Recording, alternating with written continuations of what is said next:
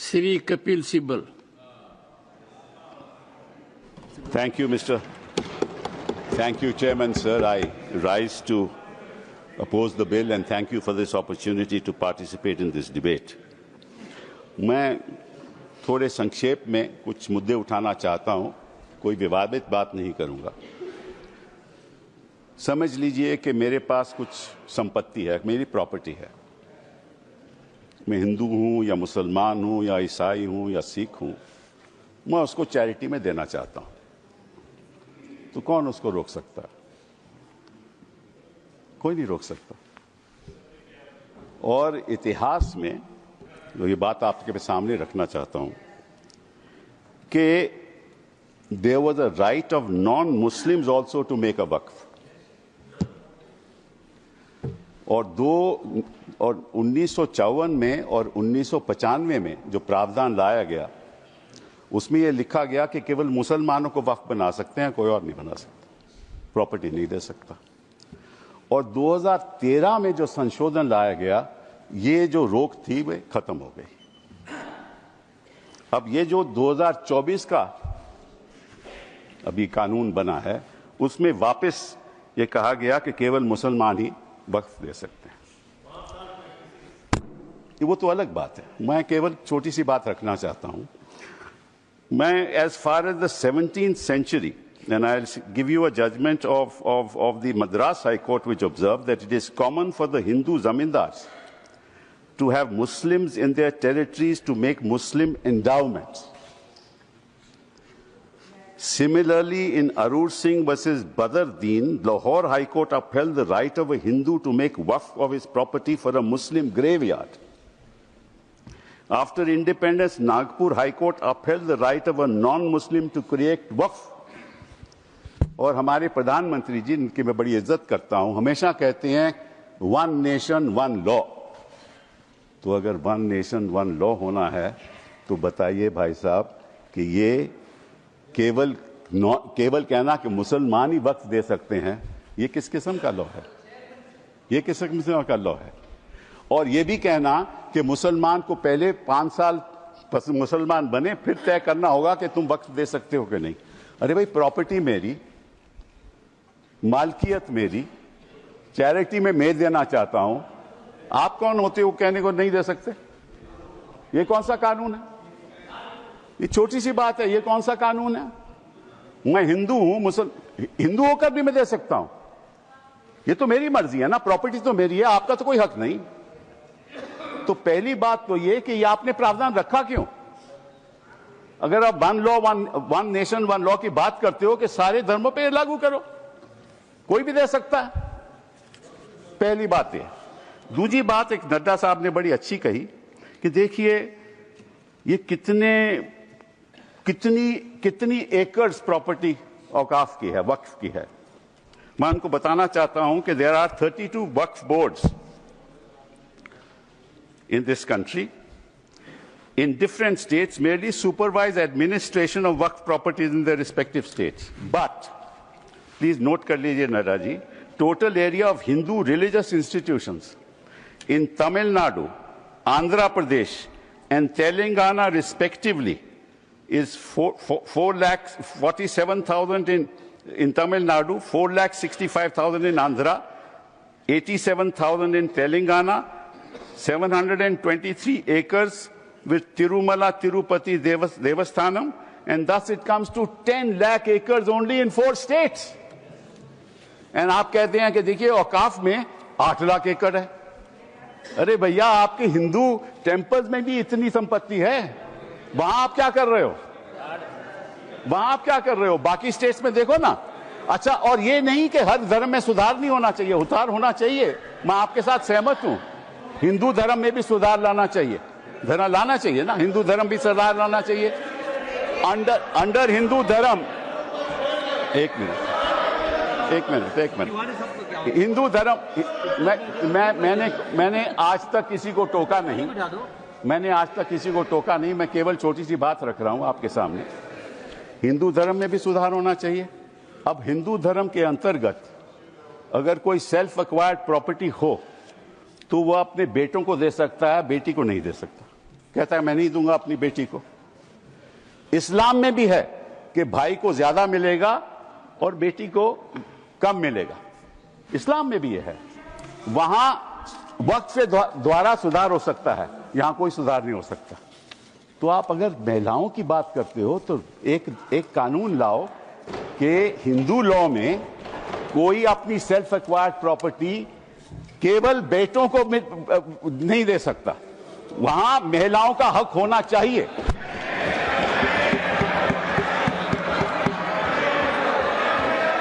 और आप हमें ये आश्वासन दो,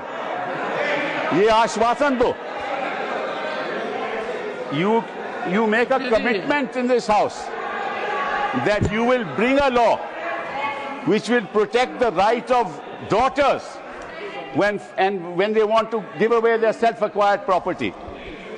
दूसरी बात ये मैं आपके सामने रखना चाहता था। तीसरी बात मैं आपने सामने रखना चाहता हूं। आपने कहा, और ये बात आपको वैसे जाननी चाहिए, शायद मालूम नहीं आपको बताया या नहीं, लेकिन ये जो बोर्ड है ये स्टैट्यूटरी बोर्ड है, पहले भी था, इसमें कोई नॉमिनेट नहीं होता था। मैं आपको बताता हूं क्या वो स्टैट्यूटरी बोर्ड था। Most nominees were of the government, पहले भी। MPs are there, judges of Supreme Court, High Court, civil servants were there, and the chief executive officer of the board is a civil servant. Government can give directives to the board and even supersede it. Tribunal members are nominated by the government. ये तो पहले स्थिति थी। तो अगर सरकारी यहां नियुक्ति थी तो गलत कौन काम कर रहा था?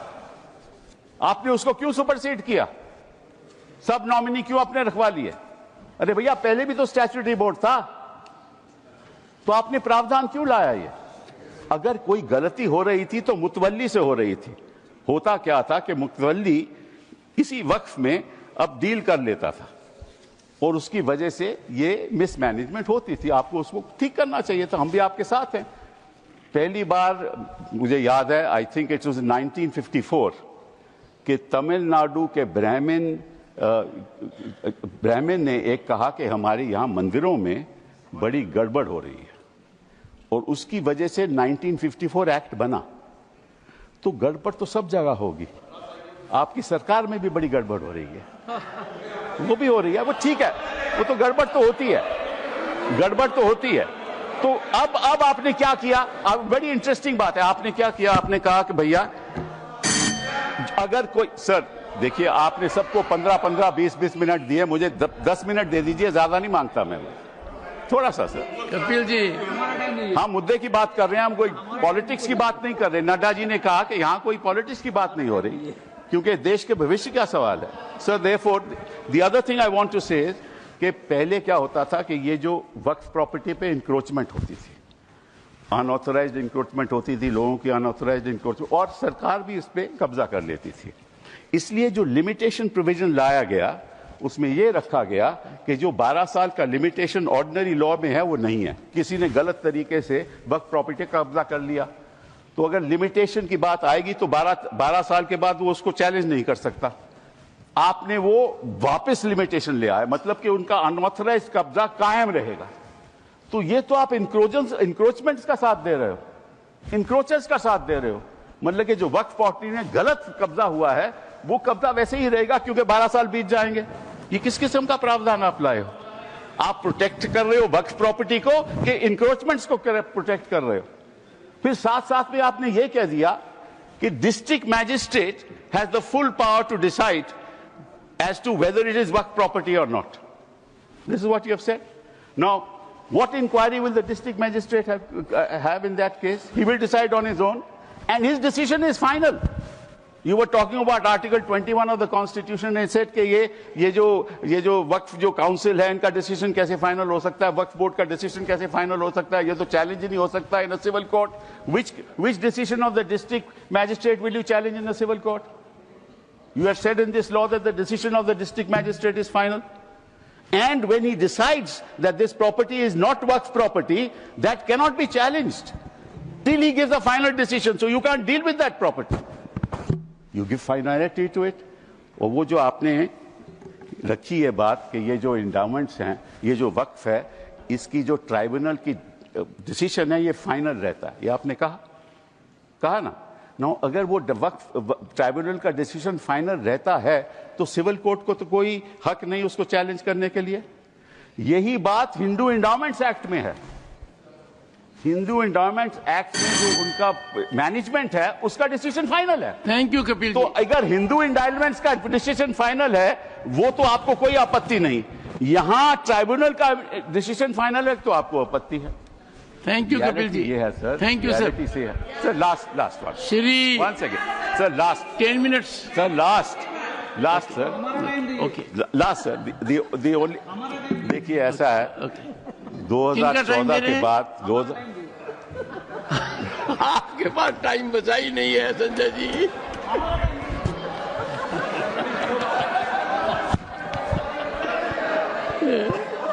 Kapil ji. Sir just give me a minute. Honourable members, sir just 1 second, 1 second Kapil ji. One second, sir. 1 second. What is the fact of the matter is the problem. 1 second, Kapil ji. The Honorable Parliamentary Affairs Minister. Sure.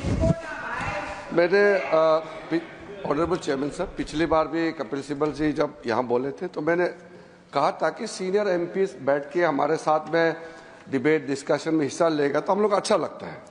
लेकिन problem क्या है कि वो कई बातें बोल करके सीधा चले जाते हैं, क्लैरिफिकेशन नहीं सुनते हैं। उनके बोलने से पहले 1-2 लोग बोलते हैं तो वो जरूर सुनते हैं, मगर उसके बाद वो कुछ ऐसा सवाल रख करके चले जाते हैं, फिर वो सुनने के लिए बैठते नहीं। तो रात को जब मैं जवाब दूंगा तो वो तो रहेंगे नहीं। तो इसका ऐसे परिस्थिति में मुझे क्या करना चाहिए सर, आप बताइए, क्योंकि ये तो बड़ा समस्या हो गया सर। कपिल जी एक मिनट, 1 सेकेंड सर, जैसे कि उन्होंने बड़ा, क्योंकि उससे सीनियर होने के नाते उसका सूझबूझ समझ, उसका इंटेलेक्ट को तो मैं चैलेंज नहीं कर सकता हूं, लेकिन जैसे कन्फ्यूजन बात करके चला गया। उन्होंने 4 स्टेट का रिलीजियस जो लैंड है उसको वक्फ का साथ में कंपेयर करके कन्फ्यूजन करके चला गया। वक्फ प्रॉपर्टी रिलीजियस प्रॉपर्टी नहीं होता है, वक्फ प्रॉपर्टी अलग है, वो सिविल है। यहां उन्होंने एग्जाम्पल गलत दे के चला गया। फिर बोलता है कि मेरा जमीन मेरा प्रॉपर्टी है। आप कौन होता है कानून बनाने वाला? मैं इसलिए बोल रहा हूं कि वो चले जाएंगे। वो सर नहीं, डॉक्टर अभिषेक सिंह भी चले गए हैं। अभिषेक जी तो चले गए, अब मैं क्या करूं, रोक नहीं सकते सर। वापस आएंगे क्योंकि विप है, because of whip will come वापस सर। तो जैसे कि सर मैं इसलिए बोल रहा हूं चेयरमैन सर, जैसे कि उन्होंने कहा कि जमीन मेरा है, तुम कौन होता है कानून बनाने वाला? तो जब कोई ट्रस्ट बनाता है तो ट्रस्ट को कौन चलाते हैं, उसका निगरानी कौन करता है? Charity commissioner. तो आप बोलेंगे कि मैं हिंदू हूं, मैं हिंदू एक ट्रस्टी हूं, तो चैरिटी कमिश्नर में तुम मुस्लिम नहीं आ सकते हो, क्रिश्चियन नहीं आ सकते। ऐसे हो सकता है कि इस देश में देश कानून से चलता है। आप बोलते हैं मेरा मर्जी होगा, इसका मतलब क्या एक मिनिस्ट्री मुसलमानों के लिए अलग मिनिस्ट्री बनाना है और हिंदुओं के लिए अलग मिनिस्ट्री डिपार्टमेंट खोलना है? आप कैसे बात करके जा रहे हैं इतने सीनियर होते हुए? आप इस तरह का देश में एक कानून सबके लिए चलेगा तो ये देश के लिए अच्छा होता है। मैं डिटेल में जवाब दे सकता हूं, मगर ये मेरा रिप्लाई का टाइम नहीं है। लेकिन आप चले जाएंगे, इसलिए मैंने कहा कि इस तरह का आप बात रख करके चले जाएंगे, बाद में आप रिप्लाई नहीं सुनेंगे, फिर अधूरा हो जाएगा। इसलिए मैं ये कह रहा हूँ। ऑनरेबल फाइनेंस मिनिस्टर पड़ेगा सर मुझे। I will come to you. मैं भी बीच में एक बार बोलूंगा। I will come to you honourable finance minister. Sir, I'm very sympathetic to Minority Affairs Minister, sir. Every time when finance-related matters also, I face this situation when I stand up to answer earnestly with all the questions being posed to me, concerned members are never there. So at least he had the courage to stand up and seek your permission to say. But there were 1 or 2 points on which I want to just give as much of clarification. As much as Minority Affairs Minister says, we are talking to a senior, very senior legal luminary. So I'll humbly submit my facts, if I heard him right, honorable member. In Tamil Nadu or in Andhra, and he also took the name of the Tirumala Tirupati Devasthanam. In all this, the HRNC is with the government. Government appointed people monitor it, they execute it, they run it. Second, Tirumala Tirupati Devasthanam, the executive officer, is appointed by the government of Andhra Pradesh. The endowment board has people who are appointed by the government of Andhra Pradesh, and the entire system is completely under the government of Andhra Pradesh, sir. So it is not as if, Hindus are not being touched at all, only Muslims are. No. There is a huge, in fact, it has led to a lot of feeling that Hindu pilgrims have started feeling that only our temples are being completely controlled by government and government-appointed men. And it is leading to a lot of confusion among the Hindu pilgrims also. It's a matter of concern for all religion. So it is I'm responding to the honorable member who spoke. Anybody who has a comment to make on what I've said are welcome to seek the time from the chair rather than shout me down. And therefore, when I put the facts before, because he did refer to the southern states, the Hindu temples, and also took the name of TTD, the fact is this, sir. Kapilji. Now, Kapilji. The finance minister, what I said was that, yes, you're right, the temples are being managed by the government. So is the Waqf. That is precisely what I said. The statutory appointees are all by government. That is exactly the point I was making. That is exactly the point that I was making. That if the statutory appointees were all of the government, why did you want to bring this amendment in 2024? That's the point. And to you, sir, your answer to you, you said that there are trusts. Yes, there are trusts. But under the Code of Civil Procedure, when there is a trust, the property belongs to the trust. But there's a difference between Awqaf and trust. Awqaf, the land once donated, belongs to God. Please round up. It doesn't belong to the trust. Kapilji, round up now. Sir, it belongs to God. You cannot sell it ever. A trust can sell property. Waqf property cannot be sold. And Waqf property can be donated for religious purposes. It can be donated for shelter homes. It can be donated. Allow me. Don't interrupt now. It can be given for schools. It can be given for schools. It can be given for graveyards. It can be given for the benefit of women, and once given, it can't be taken back, unlike trusts. Thank you. So therefore, there's a difference. Thank you, Kevin. No, sir, one last thing. Only one. Okay. Because, sir, they are and I'll come to vote against you, not to worry. And I listen to you. Now, one last thing, sir. They say we have abolished Waqfs by user. That's what they have said. Now, so there's a Supreme Court judgment that they rely upon. That is the Babri Masjid judgment. Please note, the Honourable Minority Affairs Minister should note, paragraph 1134 of the Babri Masjid judgment, which says Waqf by user is an accepted mode of creating a Waqf. Thank you, sir. Thank you. Please honour the judgment that you extol the virtues of to the rest of the country. Honour that judgment. And it says Waqf by user is a matter of evidence. And in fact, Waqf by user is established pursuant to the board, that is the board, statutory board, sending out special people who are assessors as to whether, in fact, this is an actual Waqf or not. Thank you, Kapilji. And these are specialists. Thank you. He must know. He's the minister. He must know the facts before he makes a statement. Thank you. These are specialists. You have abolished the specialists. Shri, now the district management will decide, and what will happen? Kapilji, you said, you made your point. No, but this is not fair, sir. This is not fair. Thank you. They interrupted without knowing what an actual Waqf is. Kapil, they have no knowledge of what a Waqf is. He is comparing it with a trust. Waqf is not a trust at all. Sir, just 1 second. Last. No. 1 minute. Kapilji. Only 1 minute, sir. Only, not more than 1 minute. No, Kapilji. Sir, 1 minute. Kapilji. 1 minute. 1 minute. Kapilji, you have diverted yourself. No, you diverted.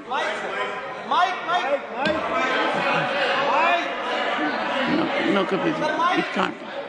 No, your time. 1 minute, sir. 3 minutes. Sir, you have given extended to 10 minutes. You have given half an hour to other people when you were to give 10 minutes. Give me 1. 3 minutes. Problem. Shri Harish Biran, 7 minutes. Shri Harish Biran, please. Thank you. We have to proceed with the House. Thank you. Thank you. Thank you. Thank you. Shri Harish Biran. Yeah. Yes, Shri Harish, your time starts now. Thank you. Thank you chairman sir. वैसे मुझे आज कपिल जी आपने एक ही झटका दिया है, अभिषेक जी कई देकर चले गए। आपने एक कानूनी व्याख्या की कि सेल्फ एक्वायर्ड प्रॉपर्टी में बेटियों का भी होना चाहिए, विमेन का भी होना चाहिए। सेल्फ एक्वायर्ड प्रॉपर्टी किसी को भी दे सकते हो, यही देश का कानून है। बेटे को दो, बेटी को दो, दोनों को मत दो, किसी और को दो। Shri Harish Biren, your time start now.